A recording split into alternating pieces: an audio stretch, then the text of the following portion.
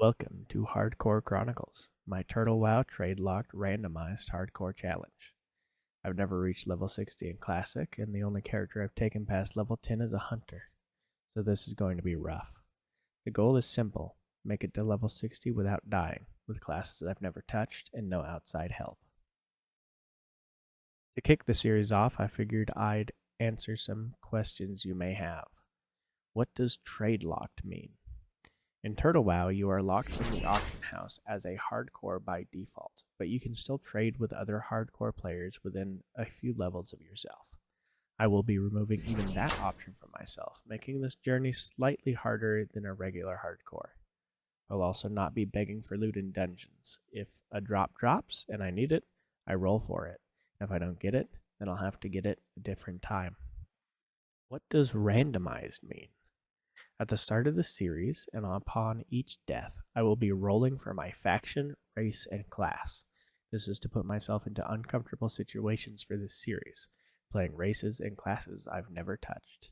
After the first rolls that will be shown shortly, there won't be additional on-screen rolls, as I don't want to bore you with minutes of wheel spinning each time I die.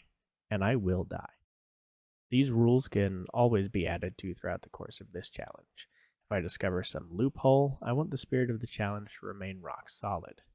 Now, let's get into those first rolls.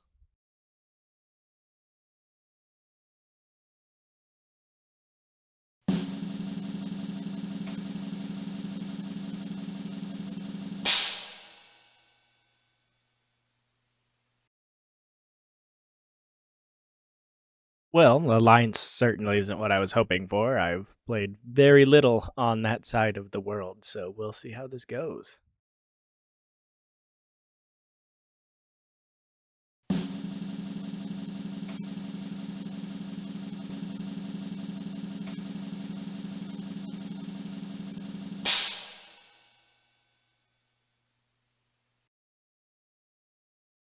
I've never played a high elf, so this will certainly be interesting to get some lore about them.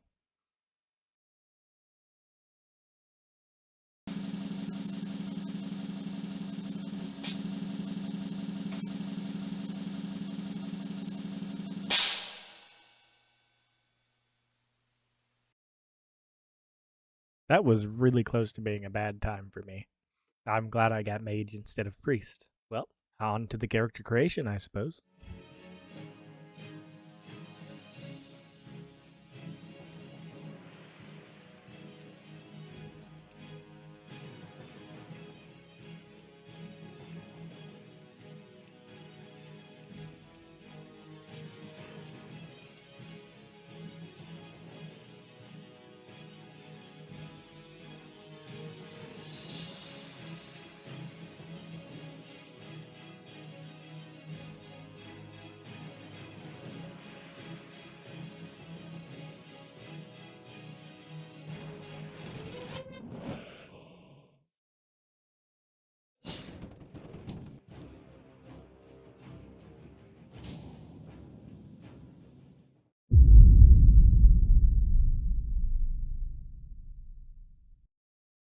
So, funny thing, originally this series was planned to be following this character that you just saw get created until at least the first dungeon, but, well, you'll see.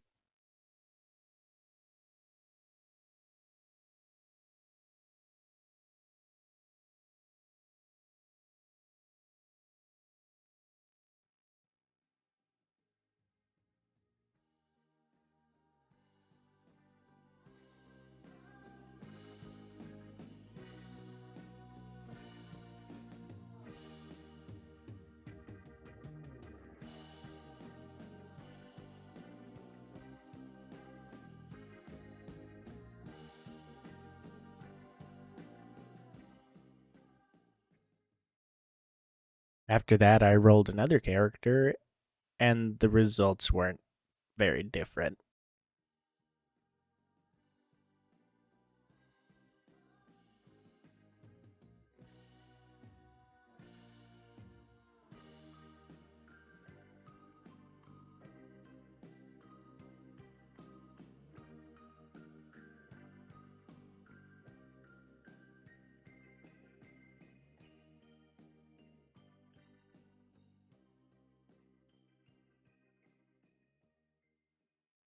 So now, here we are, on to the third character, and I have high hopes for this one.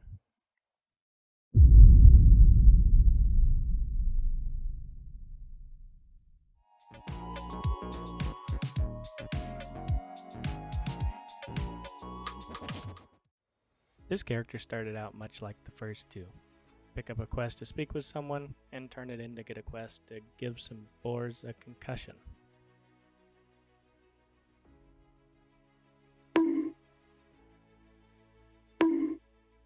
After concussing half the boar population, I went back and picked up a quest to kill vile familiars, turned in the boar quest for a nice pair of boots, and grabbed the 2 new quests from that quest giver.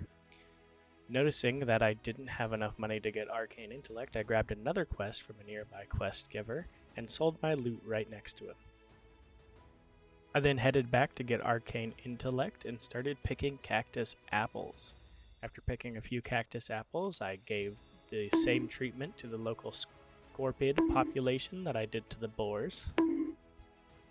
While finishing off the scorpids, I decided to start killing the vile familiars nearby. I also ended up having an experience very similar to how one of my characters died, and something that will definitely be an issue going forward.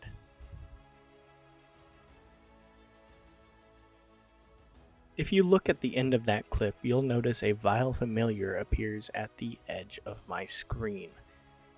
This means he spawned right behind me as he wasn't there before, and this is an issue that is semi-unique to this server. You see, this server has such a high population that instead of something like this happening,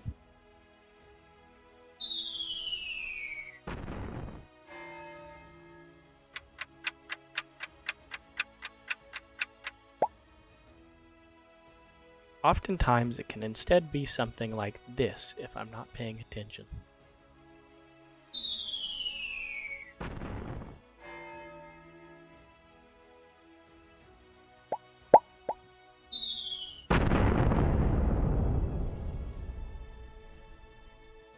Which is exactly what killed my high elf character. So moving forward, I have to make sure that I am constantly vigilant about the chance that these things could be respawning behind me quicker than I would anticipate. After that encounter, I decided to finish off the scorpids for some experience, and only then did I head back to the vile familiars, and I played it extremely cautiously while taking them all out.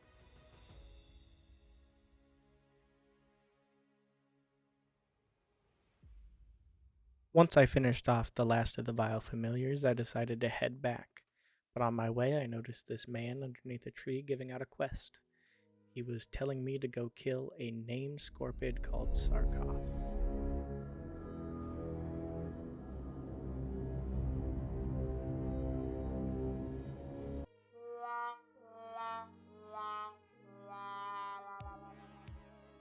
After defeating Sarkoth, I turned in the quest and got a new one to head back. Upon heading back, I turned in a quest, got a spell, grabbed a new quest, and turned in my remaining quests for some gear upgrades. After these gear upgrades, I had gotten enough money to get Frostbolt, and then I headed out beating up the local workers. After beating the workers senseless, it was time to head into the cave, where I had quite the mishap.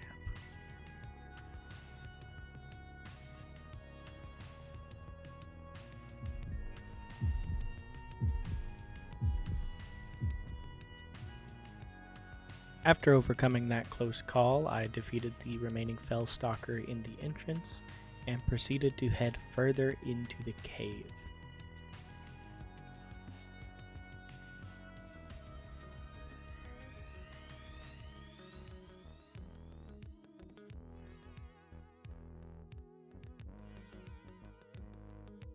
It was around here I noticed there were 3 choices. I could go straight forward, to the left, or to the right. I initially chose to go straight forward and defeat this Fellstalker here, but as you'll later see, I turned around and reconsidered, and then once again reconsidered again.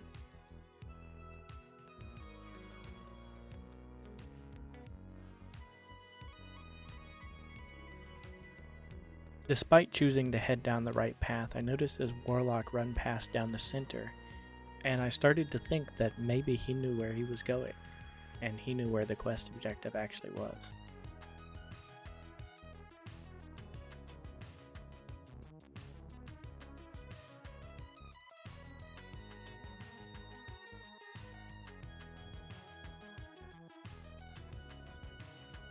However, I quickly noticed that he was actually just here for this glowing pickaxe, which I didn't currently have the quest for. So I started heading down this tunnel here in hopes to find the objective. All I found over here was dead bodies and a cliff I could not for the life of me jump up. I tried for quite a while and then turned around only to find a dead end. With all of my options here exhausted, I headed back up, only to find a group of people heading down the right path.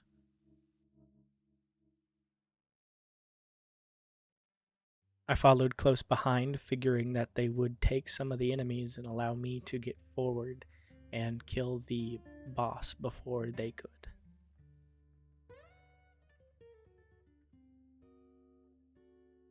Here I noticed the two vile familiars blocking the way, and luckily this warlock came running forward, took the aggro of both vile familiars, and allowed me to just start shooting the boss that I needed to kill for the item.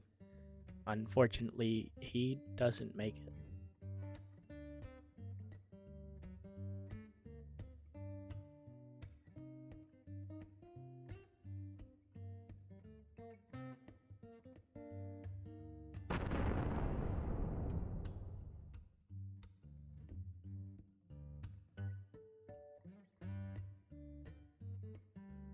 Upon returning via my Hearthstone, I turn in the quest I just completed and grab a new one to head towards the nearby troll village. I leave behind some quests here as I don't want to venture back into the cave and risk any more than I already have.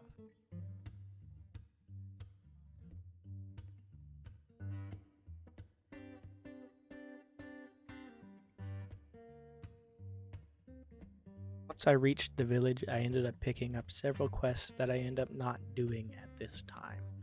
The island that these quests take place on is far too dangerous for me to risk it. I also pick up alchemy and herbalism, which are my two primary skills for this playthrough. I then start working on killing the pygmy surf crawlers in order to get the goo that they drop. Of course, pretty much immediately I decide to aggro one with absolutely no mana for absolutely no reason. But somehow I manage to kill him without dying myself. I attribute this to the low damage of the creature and not necessarily any sort of good gameplay on my part.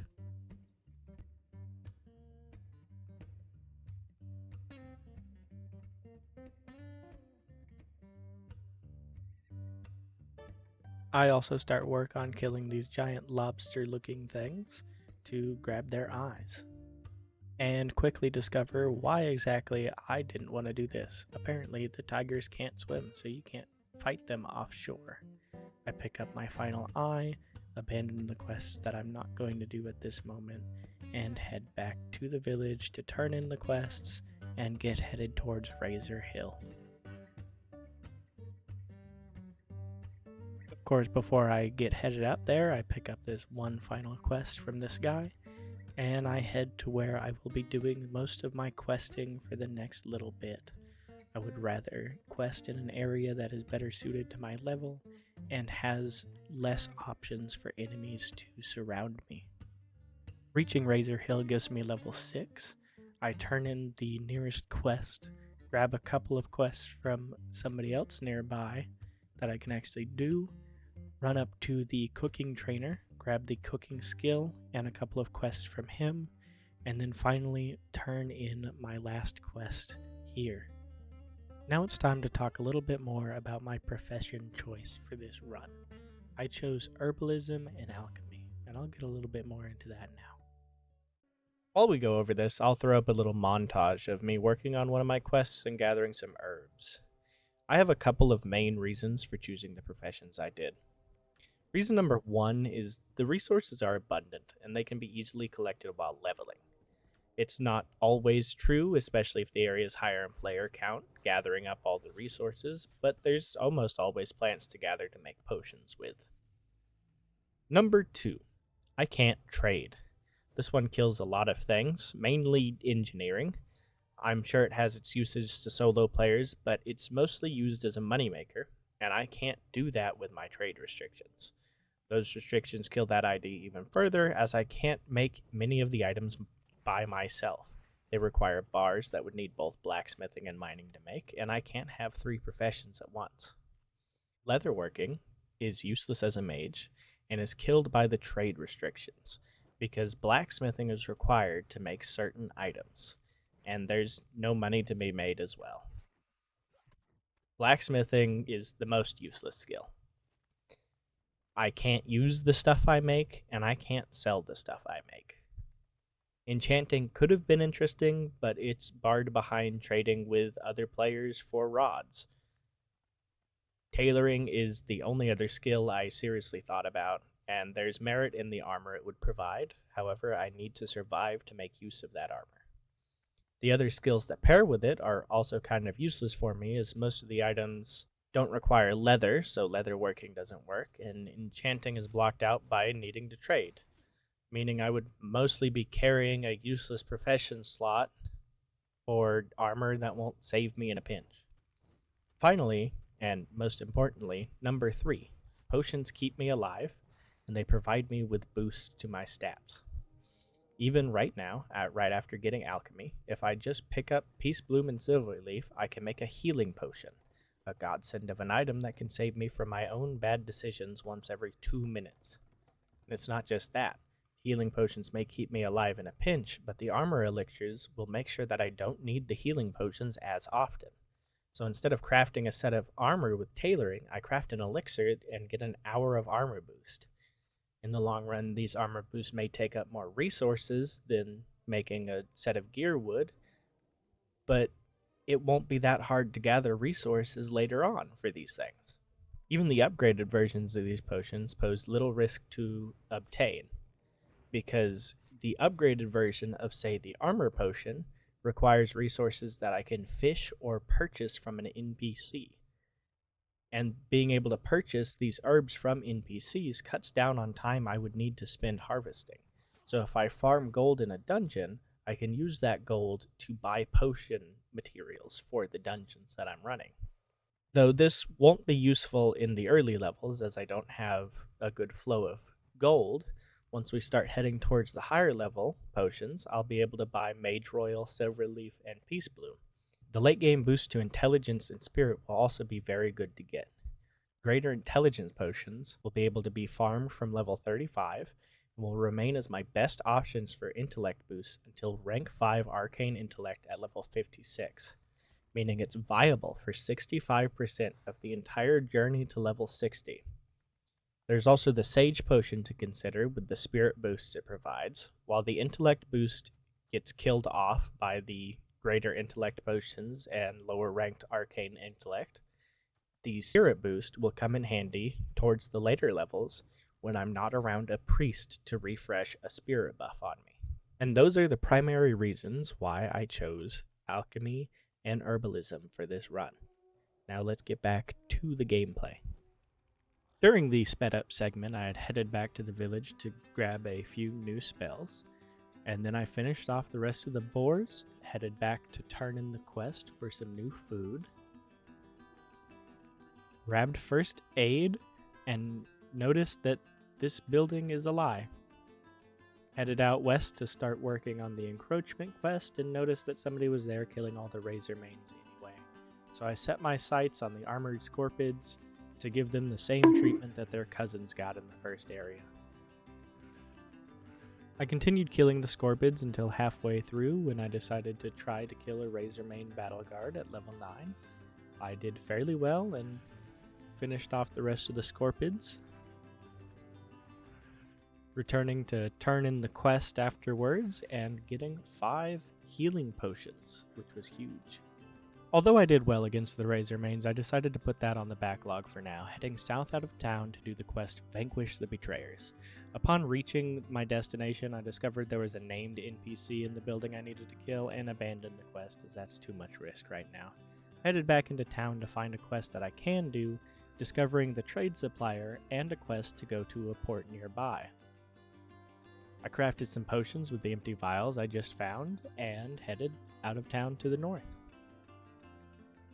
Coming out the north side of the chasm, I found a goblin giving a quest to go find some sacks of supplies in a nearby harpy-infested area. I would need to either kill the harpies nearby or walk past them. I ended up doing a little bit of both, trying my best to sneak past when I could and gathering up all the supply sacks.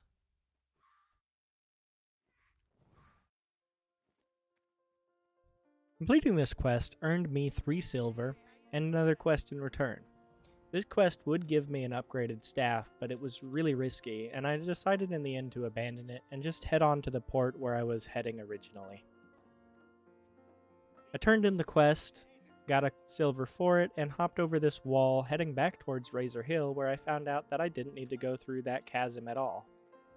I then headed over to try and kill the Razor Mains again, hoping this time that there was nobody there to take all the kills.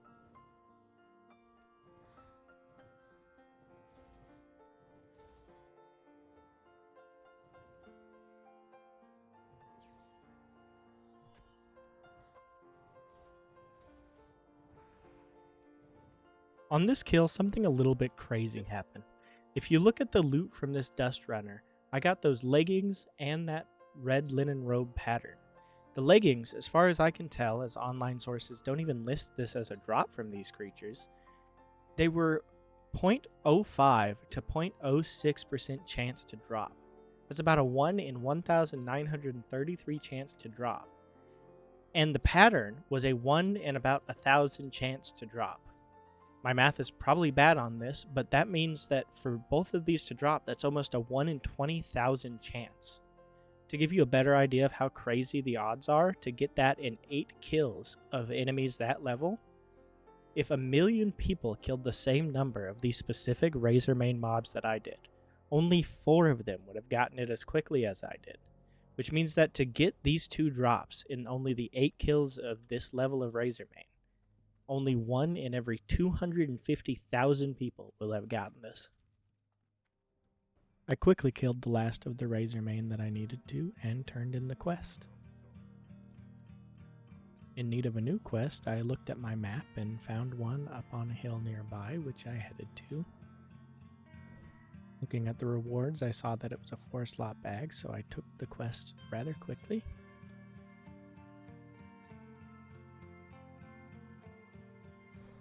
And started killing the sailors near that fort that I had previously decided not to quest at, but since I didn't need to go inside to gather the canvas scraps, it wasn't that big of a deal.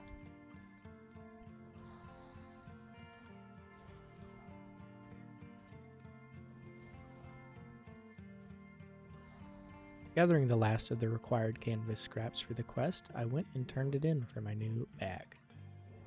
Now I was in need of a new quest, which I found on my map very quickly and headed towards.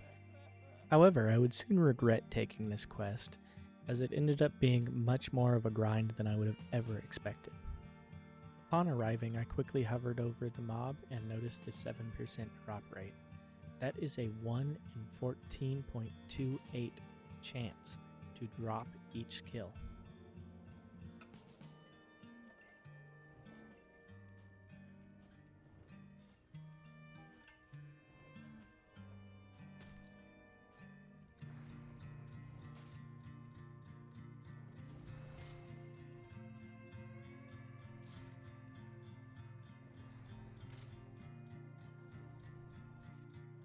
On kill number 5, I had my first real near-death experience on this character.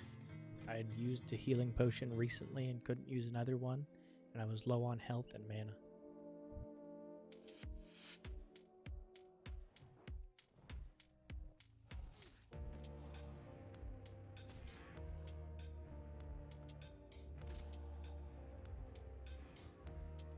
Kill number 15 represented technically going above, but pretty much the drop rate of the item itself.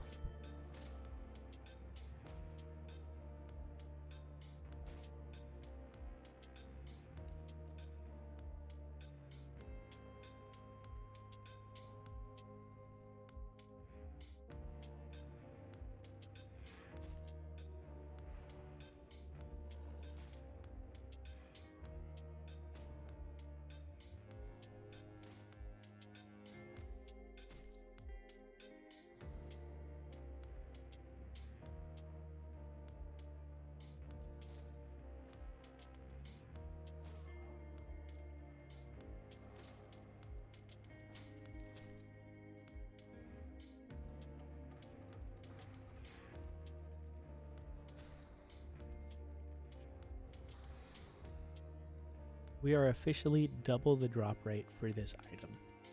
I did some quick math, and it looks like if 100 people had done the same number of kills, 80 of them would have gotten the drop.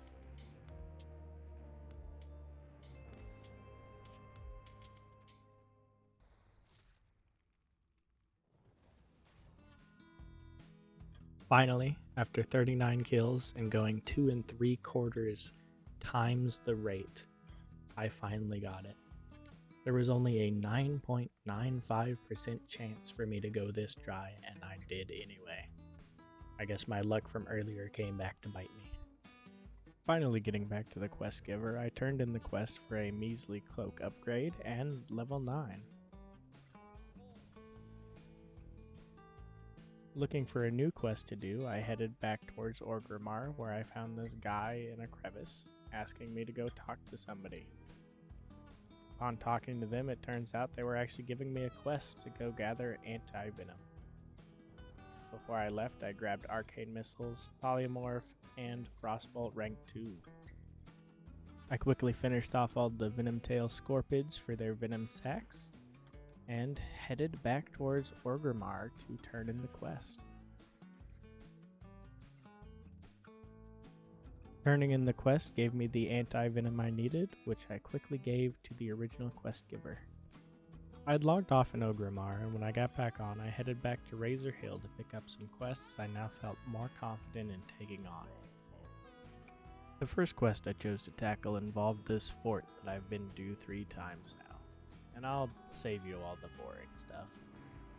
After killing a few sailors, I headed through the entrance confident that I could take more than one. I killed the guard leading to the stairs, headed up the stairs, and discovered that the boss had already been killed. So waiting for him to respawn, he happened to respawn first, which was lucky. It meant I could take him out with little to no resistance. He dropped a key, apparently to a chest guarded by a ghost. The chest contained some orders and a quest for me to go return them at Razor Hill. And the ghost respawned behind me. I finished off the rest of the Marines, headed back towards Razor Hill, where I turned in both quests and got a quest in return for each.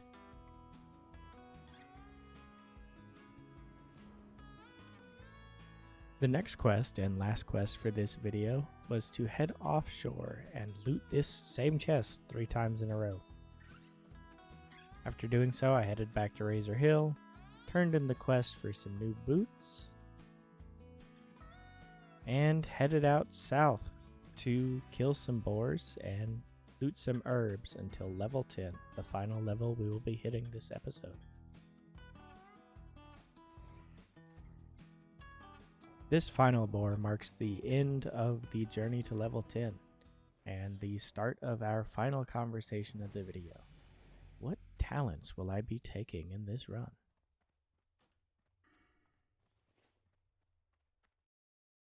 The spec I chose to go with is this single target frost spec. I decided to go with this one as it is very safe and it also is able to be spec'd into to help out with spells that I currently have access to. This will make me very effective at single target damage and playing keep away. I can use Frostbolt to slow them down as they come in, and then I can use Frost Nova to freeze them if they get nearby, and eventually just blink away. I'll also get access to things such as Ice Block, which will increase my survivability down the line. And with that, I'd like to thank you for watching this video. If you haven't already, please drop a like, a comment, and maybe even subscribe for more.